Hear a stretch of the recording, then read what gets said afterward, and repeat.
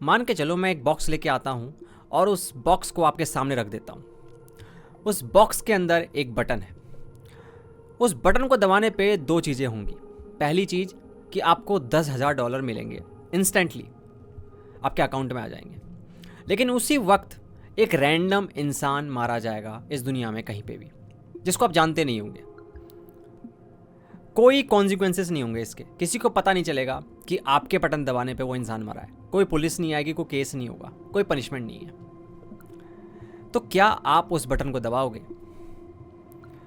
अगर मैं वैसे पूछूं भीड़ के अंदर ये सवाल किसी से, तो बहुत सारे लोग बोलेंगे नहीं ये गलत है, कोई मारा जाएगा, हमारा लालच है, ये हमें नहीं करना चाहिए, मुझे नहीं चाहिए ऐसे पैसे।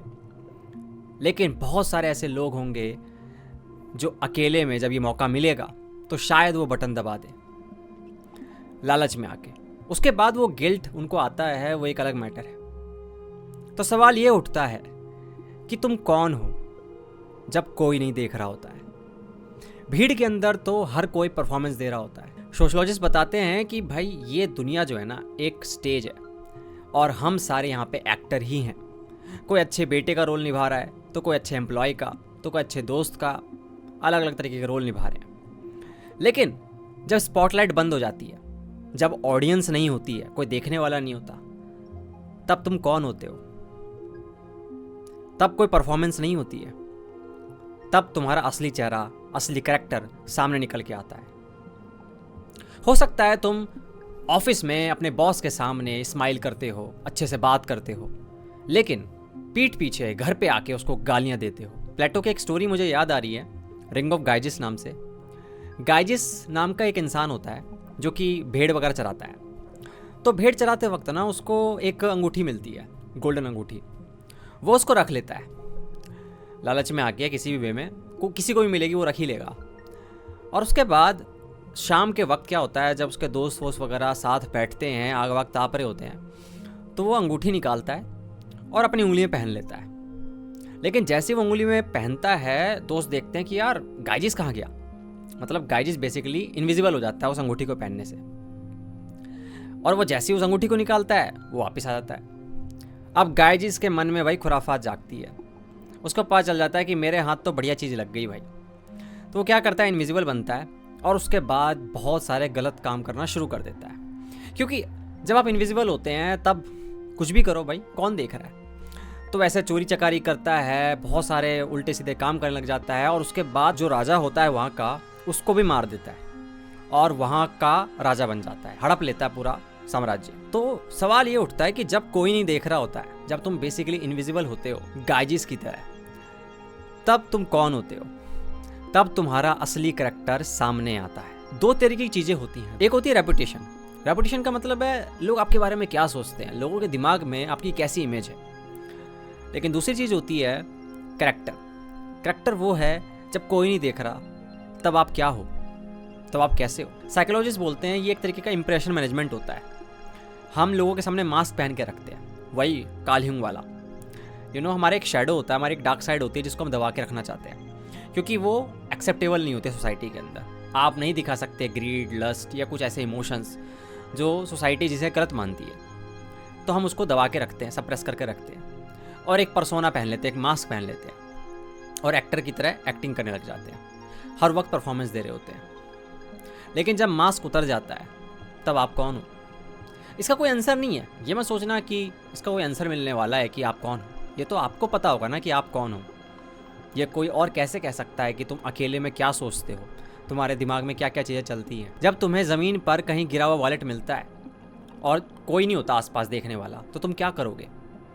क्या तुम उसको अपने जेब में रख लोगे या फिर पुलिस के हवाले कर दोगे कि भाई ठीक है? जैसा कि मैंने शुरुआत वाले एक्सपेरिमेंट में बताया था, जिसमें एक बटन दबाने पे किसी रैंडम स्ट्रेंजर की मौत हो जा रही है, तो वही सवाल मैं पूछता हूँ कि क्या तुम इसलिए अच्छे बनते हो, तुम्हारी मॉरलिटी इसलिए है क्योंकि कोई देख रहा होता है, क्योंकि सीसीटीवी कैमरास लगे होते हैं?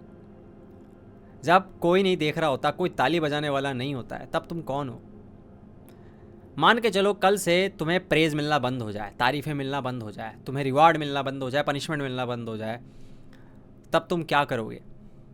क्या तुम वैसे ही एक्ट करोगे जैसे अभी करते हो या फिर बदल जाओगे? असली इंटीग्रिटी तो तभी है जब तुम्हारे एक्शंस या बिहेवियर्स ना किसी एक्सटर्नल रिवार्ड या पनिशमेंट पे डिपेंड ना करे, वो बस आए बिना किसी कारण के। इवन कांत भी कहते थे, इमैनुअल कांत, कि मोरली एक्ट करना ना तुम्हारी ड्यूटी है, एक यूनिवर्सल ड्यूटी है। इसमें बेनिफिट मत ढूंढो, इसमें किसी तरीके का फ़ायदा मत ढूंढो, वरना फिर तो ये धंधा हो गया ना। एक ट्रांजैक्शंस हो रही है कि भाई मैं अच्छा कर रहा हूँ, मुझे अच्छा उधर से कुछ चाहिए, मैं कुछ कर रहा हूँ, मुझे वहाँ से कुछ चाहिए। फिर काहे की मोरालिटी? जब झूठ बोलना सबसे आसान हो लेकिन फिर भी तुम्हारे मुंह से सच निकले, तब तुम एथिकल हो भाई, तब तुम रियली मोरल हो। जब लॉस का डर सताए, सोसाइटी का प्रेशर है, रेपुटेशन ख़राब हो जाएगी, तब काहे की मोरालिटी? ये तो सर्विलियंस बेस्ड बिहेवियर हो गया, ये मोरालिटी थोड़ी ना हुई। इवन मैं अपनी बात करूँ तो मैं भी रियल लाइफ के अंदर, जैसे सोसाइटी के अंदर या लोगों के सामने बहुत चीयरफुल रहता हूँ, बहुत ही हंसी मजाक करता हूँ, बहुत ही मस्तीखोर लगता हूँ। लेकिन जब मैं अकेला होता हूँ तो मैं जानता हूँ मेरे साथ क्या होता है, मेरे दिमाग में कैसे कैसे आइडियाज़ आते हैं, क्योंकि मैंने अकेले में बहुत वक्त बिताया है अपने साथ। मैं जानता हूँ अपनी शैडो को, मैंने देखी है अपनी डार्क साइड। और ये नहीं होता कि डार्क साइड है तो उसको रिमूव कर देना है, काल हिंग ने कभी नहीं बोला ये। डार्क साइड को लात नहीं मारनी है, उसको एक्सेप्ट करना है, लेकिन स्टिल चूज़ करना है कि तुम्हें क्या करना चाहिए। तुम्हें सही तब भी करना है जब कोई देखने वाला भी ना हो। वह है तुम्हारा असली कैरेक्टर। तो अपनी डार्क साइड से नफरत करने का कोई मतलब नहीं है, अपनी शैडो से कोई नफरत करने का मतलब नहीं है। उसे बस एक्सेप्ट करना है, उसे अपना पार्ट समझना है, उसे रिजेक्ट नहीं करना है। याद रखना, जब कोई देखने वाला नहीं होता ना, तब एक देख रहा होता है।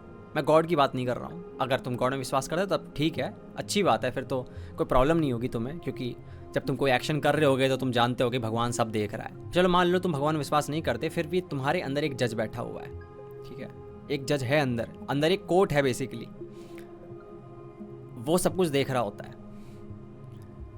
और उसको दबा कर अगर तुम सो पा रहे हो ना उस आवाज़ को, उस जज की आवाज़ को, तब तो भाई तुम अलग ही खिलाड़ी हो।